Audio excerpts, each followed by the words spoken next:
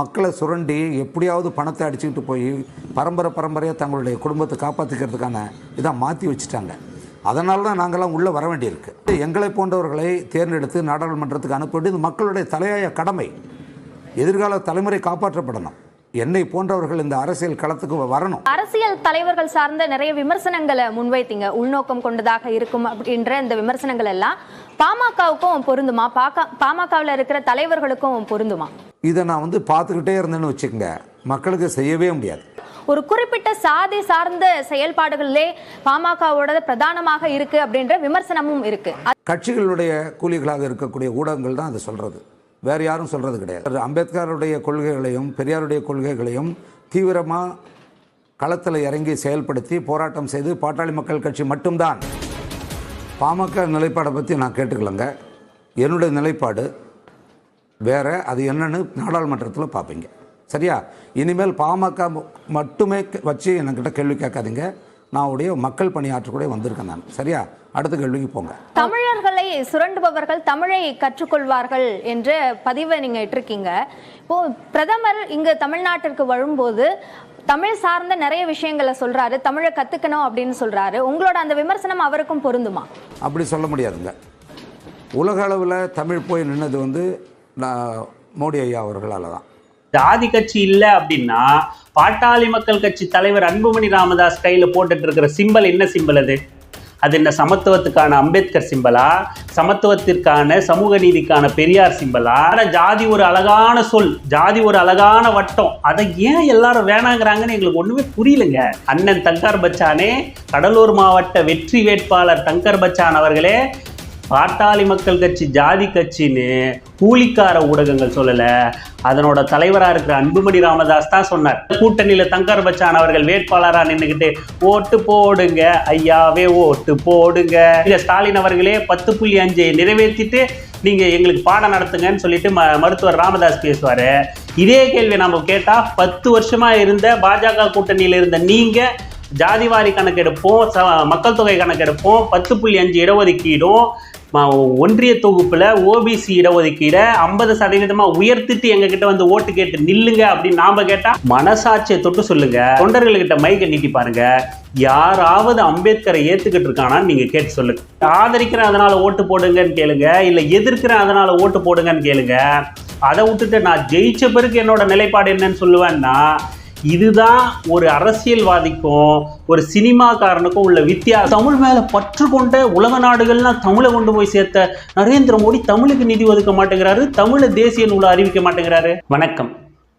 நான் ரீசெண்டாக இப்போது தங்கர் பச்சான் அவர்களோட பேட்டி ஒன்று பார்த்தேன். ஏன் இப்போ அவரை பற்றி பேசுகிறோன்னா, அவர் கடலூர் தொகுதியில் பிஜேபி கூட்டணி கட்சி, அதாவது பாமகவோட வேட்பாளராக கடலூரில் நிற்கிறார். டக்குன்னு அரசியல்வாதியாக மாறிட்டார் அவர். அதனால் அங்கங்கே பேட்டி கொடுத்துக்கிட்டு பிரச்சாரம் போய்கிட்டுலாம் இருக்காரு. அப்படி ஒரு பேட்டியை அவர் நியூஸ் 18 கொடுத்ததை நான் பார்த்தேன். இப்போ இருக்கிற அரசியல்வாதிங்க எல்லாம் என்னவா இருக்காங்க அப்படின்னா, மக்களை சுரண்டி தங்களோட வளங்களை பெருக்கிக்கிறாங்க, தங்களுக்கு சொத்து சேர்த்துக்கிறாங்க, தங்களோட வாரிசுகளுக்கு சொத்து சேர்த்து வச்சிருக்காங்க, கோடியாக கொள்ளடிச்சு வச்சிருக்காங்க அப்படின்லாம் சொன்னார்.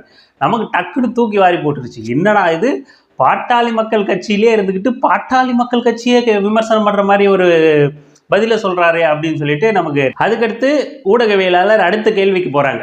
பாட்டாளி மக்கள் கட்சி ஒரு ஜாதி கட்சி இல்லை ஒரு சமுதாய சார்ந்த கட்சிங்கிற பரவலான ஒரு கருத்து இருக்கே, அதை பற்றி உங்களோட நிலைப்பாடு என்ன, உங்களோட கருத்து என்ன அப்படின்னு சொல்லிட்டு தங்கர் பச்சான் கிட்ட கேட்குறாங்க. அதுக்கு உடனே கொந்தளிச்ச தங்கர் பச்சான், ஏன்னா அவர் வேட்பாளராக இருக்காரு, அவர் கட்சியில் இருக்காரு, உடனே கோவம் வந்துருச்சு. எங்கள் மாமாவுக்கு கோவம் வந்துருச்சுன்னு காமெடியில் வரும் பார்த்தீங்களா, அந்த மாதிரி ஒரு கோவம் வந்துருச்சு. இதெல்லாம் கட்சிகளுக்கு கூலிகளாக வேலை செய்கிற ஊடகங்கள் பரப்பின விஷயம் தானே தவிர உண்மை கிடையாது. இதெல்லாம் கூலிக்கார ஊடகங்கள் பரப்பின விஷயம்.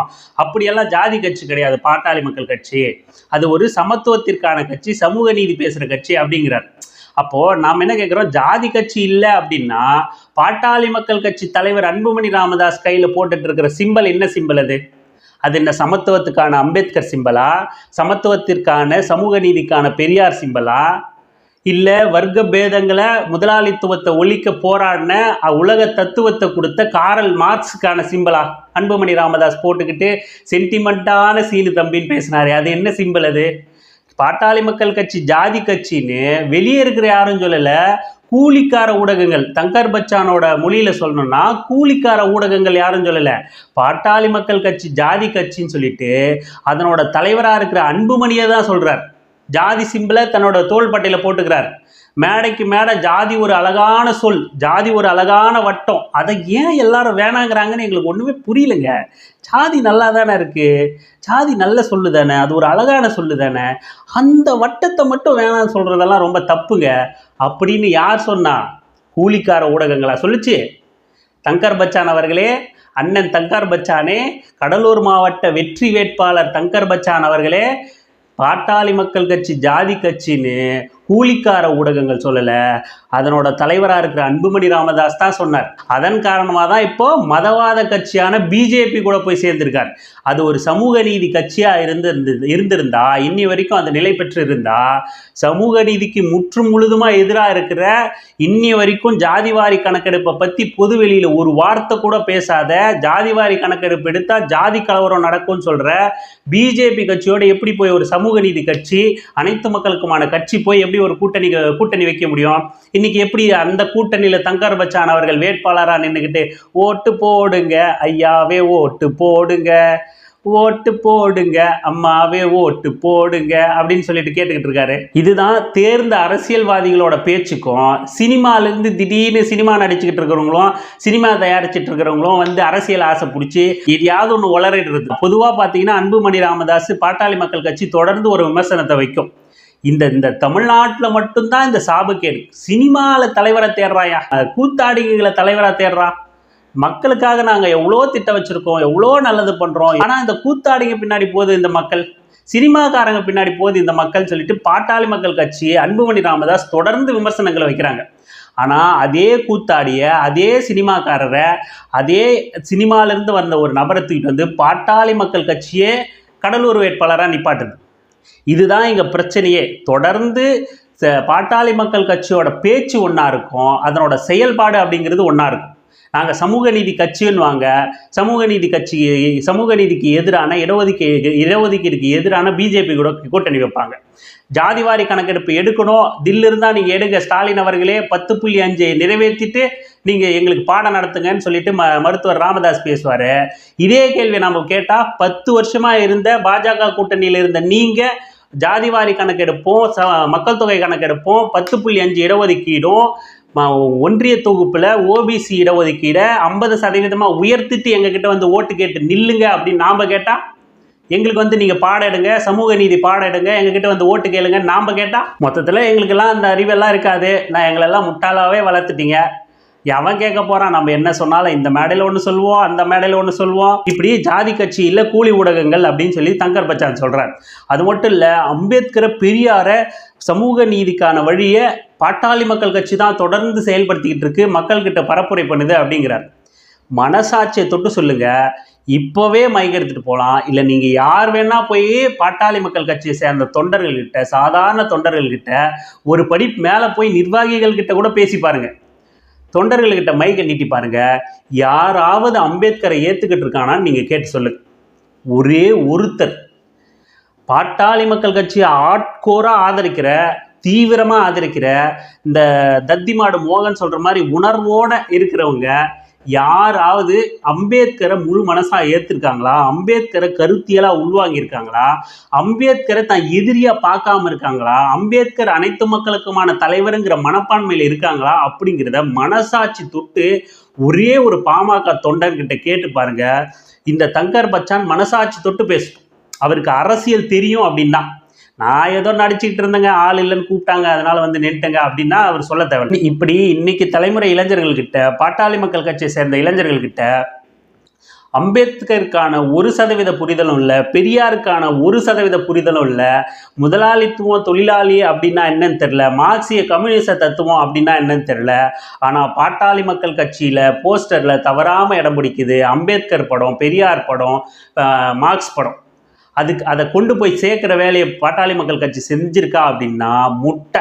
இதெல்லாம் தெரியாமல், அடிப்படை அரசியலே புரியாமல் தங்கர் பச்சான் வந்து ஒரு செய்தி ஊடகத்தில் பேசிக்கிட்டு இருக்கார். நெறியாளர் கேட்குறாங்க, சிஏஏ குடியுரிமை திருத்த சட்டத்திலையும் விவசாயிகளுக்கான குறைந்தபட்ச ஆதரவு விலை அப்படிங்கிற அந்த சட்டத்திலையும் ஒன்றிய அரசு கொண்டு வந்த அந்த சட்டத்தை பற்றியும் தங்கர் பச்சானோட நிலைப்பாடு என்ன, பாட்டாளி மக்கள் கட்சியோட நிலைப்பாடு என்ன அப்படின்னு கேட்குறாரு. இவரோட பதில் என்னவா இருக்கு அப்படின்னா, பாட்டாளி மக்கள் கட்சியோட நிலைப்பாடு என்னன்னு நான் கேட்டுக்கலங்க.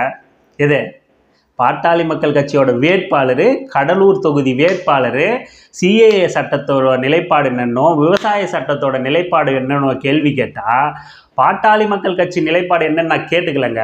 அதை பற்றி எனக்கு தெரியாது. என்னோட நிலைப்பாடு என்னன்னு நான் நாடாளுமன்றத்துக்கு போன பிறகு உங்களுக்கு தெரியும்.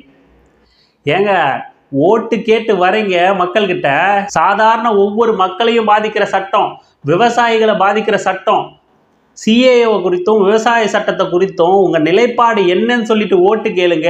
ஆதரிக்கிறேன் அதனால ஓட்டு போடுங்கன்னு கேளுங்க, இல்லை எதிர்க்கிறேன் அதனால ஓட்டு போடுங்கன்னு கேளுங்க. அதை விட்டுட்டு நான் ஜெயிச்ச பிறகு என்னோட நிலைப்பாடு என்னன்னு சொல்லுவேன்னா, இதுதான் ஒரு அரசியல்வாதிக்கும் ஒரு சினிமாக்காரனுக்கும் உள்ள வித்தியாசம் அப்படின்னு நாங்கள் சொல்கிறோம். அதுக்கப்புறம் என்ன சொல்கிறார் தங்கர் பச்சான், இன்னொரு அரிய கருத்தை வேற சொல்லியிருந்தார். இங்கே தமிழ்நாட்டில் நிறைய பேர் தமிழர்களை சுரண்டுறதுக்காக தமிழை கற்று வச்சுருக்காங்களே தவிர அவங்களுக்கு உண்மையான தமிழ் பற்றெல்லாம் ஒன்றும் கிடையாது. தமிழர்களை சுரண்டுறாங்க, தமிழர்களை ஏமாத்துறாங்க, தமிழர்களை வச்சு பொழைக்கிறதுக்காக தமிழ் கற்றுக்கிட்டு இருக்காங்க, வேற ஒன்றும் கிடையாது. இப்படி ஒரு கேள்வி வச்சுருந்தீங்களே நீங்கள்.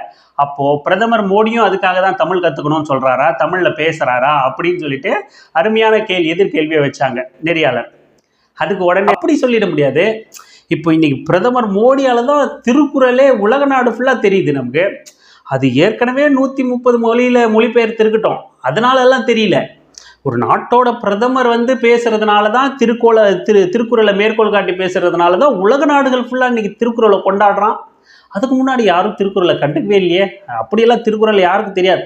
யாருக்கும் தெரியாததுனால தான் அது 130 மொழிக்கு மேலே மொழிபெயர்த்துருக்காங்க போல. பிரதமர் மோடியால் தான் திருக்குறளுக்கே பெருமை சேர்ந்துச்சுங்கிறனா அப்படின்னு பக்கா சங்கியா மாறிட்டாரு நம்ம தங்கர் பச்சான். இதே தங்கர் பச்சான் கிட்ட நம்ம கேட்குறோம், மோடி திருக்குறளை கொண்டு போய் சேர்க்கிறாருன்னு வச்சுப்போம், தூக்கி கொண்டாடுறாருன்னு வச்சுப்போம், பெருமையாக தமிழை பேசுகிறாருன்னே வச்சுப்போம்.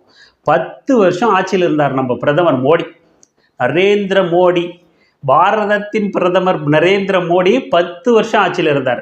இந்த நரேந்திர மோடி, திருக்குறளை உலகறிய செஞ்ச நரேந்திர மோடி, தூக்கி கொண்டாடின நரேந்திர மோடி, உலகத்துக்கெல்லாம் நீங்கள் பெருமை சேர்க்க வேண்டாம், இந்தியாவோட தேசிய நூலாக திருக்குறளை அறிவிக்க வேண்டியது தானே? எங்களுக்கு பெருமையாக இருந்திருக்காதா? உலக பொதுமறைன்னு நாங்கள் அறிவித்து வச்சுருக்கோம், எங்களுக்கு மட்டும் நாங்கள் கிளைம் பண்ணல திருக்குறளை. தமிழ் மொழியில் தமிழரால் இயற்றப்பட்ட திருக்குறளாக இருந்தாலும் இது உலகத்துக்கே ஆன நெறிய சொல்லுது இந்த திருக்குறள்.